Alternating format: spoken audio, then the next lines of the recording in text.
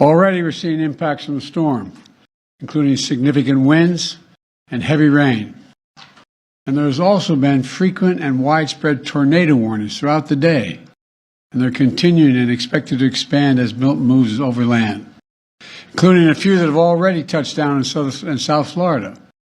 Currently, Milton is a Category 3, with wind speeds up to 120 miles per hour. But no one should be confused. It's still expected to be one of the most and worst destructive hurricanes to hit Florida in over a century. You know, both the heads of the National Hurricane Center and the National Weather Service made it very clear in conversations I've had with them earlier today. Milton still carries incredible destructiveness, can wipe out communities, can cause loss of life. Storm surge is still expected to be up to 13 feet.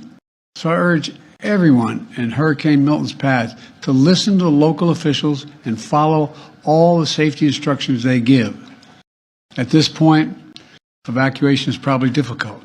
So I encourage people to look for safer shelter.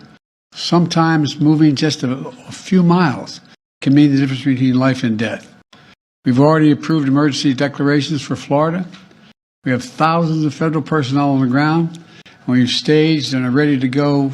We have 20 million meals, 40 million liters of water.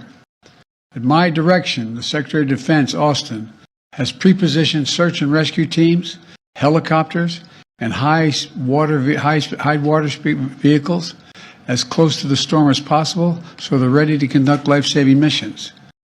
And the administrator of FEMA will be on site tonight in Florida and in the state's Emergency Operations Center.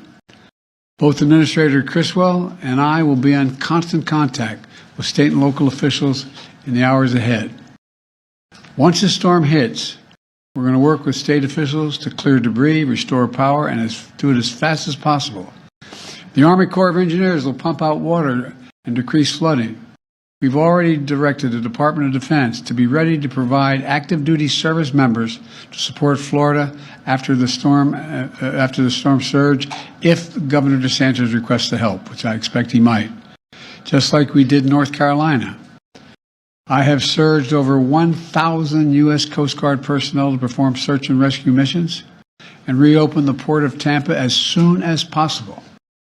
Now, I want to reiterate a point I made clear earlier today to the folks who have been impacted by Helene. This impact, and will be now impacted by Milton. Over the last few weeks, there's been reckless and irresponsible and relentless promotion of disinformation and outright lies about what's going on. It's undermining confidence in the people in Florida and incredible rescue and recovery work that has been undertaken. Literally, there are thousands of fellow Americans who are putting their lives at stake and putting on the line to do the dangerous work that needs to be done now. And it's harmful to those who most need the help. Quite frankly, these lies are un-American, and there is simply no place for them. Not now, not ever. Former President Trump has led this onslaught of lies. Assertions have been made that property is being confiscated. That's simply not true. They're saying people impacted by these storms will receive $750 in cash and no more. That is simply not true either. They're saying that money needed for these crises are being diverted to migrants. What the heck are they talking about? Stop it. It's outrageous. It's just not true. Now the claims are getting even more bizarre. Marjorie Taylor Greene, the congresswoman from Georgia, is now saying the federal government is literally controlling the weather. We're controlling the weather. It's beyond ridiculous. It's so stupid. It's got to stop. Let me close with this. As difficult as these days and weeks have been, we've seen incredible courage by so many of our fellow Americans. I want to thank all the first responders for running toward danger instead of away from it, for saving lives and making a difference. FEMA personnel risking their lives, climbing on hillsides to reach people cut off by Helene. Army National Guard flying through the gale wind force it's amazing what they're doing. Firefighters lifting collapsed wood and metal in an attempt to see if there are any survivors under the debris, risking their lives. Coast Guard teams rappelling from helicopters to rescue people and risking their own lives. There are countless friends and neighbors who have sacrificed for the greater good. Volunteers leaving their own families behind to help search for someone else's family. Fellow Americans looking out for one another. That's America at its very best. That's who we are. So my final message tonight is to the people of Florida and all the impacted states. We've got your back. We've got your back. And Kamala and I will be there for as long as it takes to rescue, recover, and rebuild. May God bless you all, and may God protect those serving in the eye of this storm on behalf of our nation. Thank you. Why do you think Trump is spreading misinformation? Why do you think former President Trump has sent testing kits to President Putin during the height of the pandemic? Do you have a comment, sir? Why do you think Trump is un-American? Why do you think Trump is spreading misinformation? I don't know.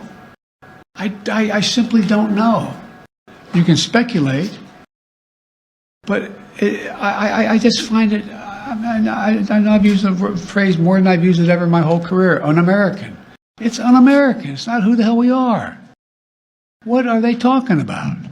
Sir, have you considered calling him and asking him to stop doing that? To stop spreading this? Oh, come on. Mr. President, does Governor DeSantis need to take Vice President Harris's calls?